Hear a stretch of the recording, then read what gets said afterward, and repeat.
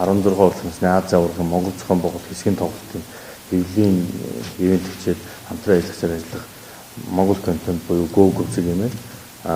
Энэ твидлүүд та бүхэн талаас нь илэрхийлээд. Тэгэхээр Go цэгмийн сайтын хувьд бол Монгол улсад зохион байгуулж байгаа энэ олон улсын чанартай болон том жижиг гэлтгүй ер нь бүхий л тэмцээнүүдийг шууд дамжуулан уншигчдад өргөх нь одоо хэцүү юм байна гэдэг ийм бодлого баримталж байгаа. Тэгэхээр бид нар өмнө нь бол Toys R-ийн холбоотой мөн яг ийм адилхан агуулга бүхий санамж бичгийг байгуулсан.